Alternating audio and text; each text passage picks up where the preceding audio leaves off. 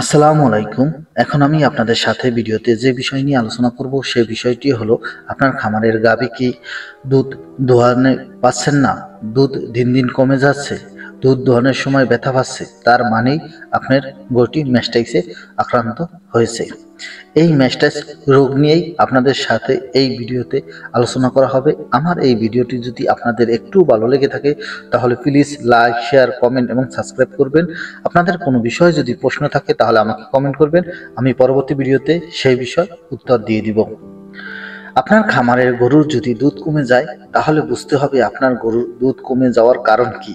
যদি খাবারের কারণে কমে যায় এবং আপনার কাঁচা ঘাসের কারণে কমে যায় এবং আপনার ম্যাস্টাইসিসে আক্রান্ত হলেও দুধ কমে যায়, তবে দুধ কমার সাথে সাথে যদি ওলানে কোনো প্রকার সমস্যা লক্ষণ করেন তখনই বোঝা যাবে এটা খাদ্যের কারণে দুধ কমে যাচ্ছে, না ম্যাস্টাইসিস কারণে কমে যাচ্ছে, না আপনার গরুর টেম্পারেচার ওঠানামার কারণেও কমে যেতে পারে।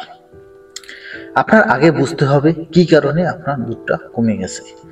আপনি মনে রাখবেন, যখনই আপনার খামারের গরুর দুধ কমে যাচ্ছে, দুধ দোহানোর সময় ছাকড়া ছাকড়া আসে বা হালকা ভিলাট আসে বা দই কালারের মতন আসে বা বাট ধরলে লাফাই ওঠে বা ব্যথা পায় এবং বাটের গায়ে হাত দিলে অনেক গরম অনুভূতি হয় বা ওলানে চাকা হয়ে রয়েছে বা ফুলে উঠেছে, এরকম সমস্যা দেখা দিলেই বুঝতে হবে আপনার গরুটি ম্যাস্টাইসে আক্রান্ত। আপনি সর্বপ্রথম যে কাজটি করবেন, এই সমস্যা হলে সর্বপ্রথম আপনার যে ট্রিটমেন্ট করতে হবে, আপনার যে কোনো ম্যাস্টাইসিসের রোগের জন্য যে কোনো একটি পাউডার খাওয়াবেন।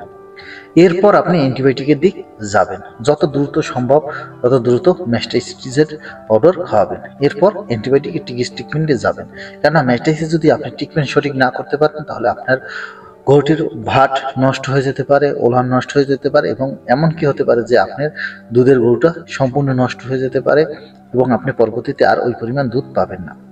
আপনার সবসময় মনে রাখতে হবে, ম্যাস্টাইস রোগ হওয়ার কারণই হয়েছে মেঝেতে সেচেতে থাকা বা মেঝেতে অপরিষ্কার থাকার কারণেই আপনার ম্যাস্টাইস রোগ হয়ে থাকে গরুর।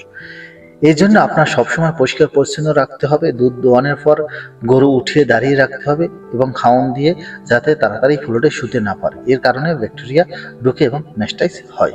এবং দুধ দোয়ানোর সময় সঠিকভাবে হাত পরিষ্কার পরিচ্ছন্ন রাখতে হবে যাতে হাতে কোনো প্রকার জীবাণু না থাকে।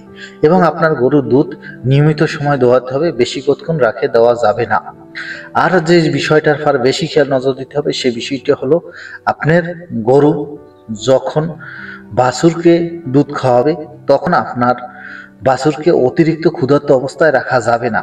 কেননা আপনার গরুকে যদি অনেকক্ষণ বেঁধে রাখেন এবং দুধের তৃষ্ণা থাকে, সে দ্রুত খেতে চায় এবং অনেক জোরে জোরে আঘাত করে, এই কারণেও অনেক সময় ম্যাস্টাইস হতে পারে বা ভানে ব্যথা হতে পারে বা পড়ে গেলেও ভানে ব্যথা হতে পারে।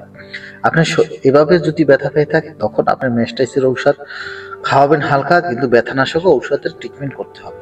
তবে ম্যাস্টাইস যদি হয়ে থাকে তাহলে দ্রুত ট্রিটমেন্ট করতে হবে এবং ডাক্তারের চিকিৎসা অনুযায়ী আপনার গরুকে ঔষধ খাওয়াতে হবে, না হলে আপনার দুধ উৎপাদন কমে যাবে এবং খামারে বড় ধরনের ক্ষতি হবে।